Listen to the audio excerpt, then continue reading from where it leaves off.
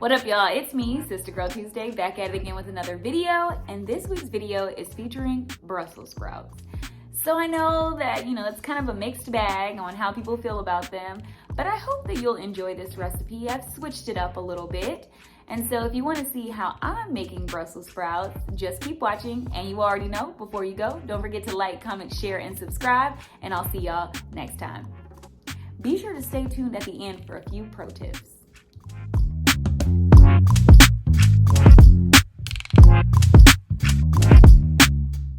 All right, so I've got all your ingredients there. I'm gonna take my washed and peeled Brussels sprouts and just go ahead and start dicing them up into some bite-sized pieces.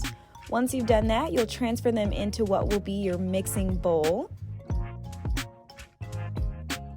All right, next we're gonna go in with a couple tablespoons of some oil. Next, going in with some Himalayan pink salt, followed by a little bit of black pepper, and for spice, some crushed red pepper flakes. Going in with my balsamic vinaigrette dressing. You can also use just regular balsamic vinegar. A little bit of some honey. I've got gloves on so I can mix it up. And the idea here is to make sure all your Brussels sprouts are well coated. Adding them to my air fryer. And so I'm gonna start in 5-minute increments. As you can see, I didn't feel like they were quite ready, so I popped them back in for another 2 minutes. And there you go. Stay tuned to hear my pro tips.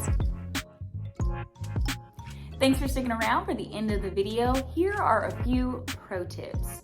So if you are gonna make this recipe and you don't have an air fryer, or even if you do, I would actually recommend making these on a cookie sheet lined with some parchment paper, because I think that helps with the coating for the Brussels sprouts to make sure every bit is saturated in that good marinade that you've made. The other thing is that the crispier, the better. And then just a reminder that you'll do all of your seasonings like salt to taste. So let me know in the comment section below what you think.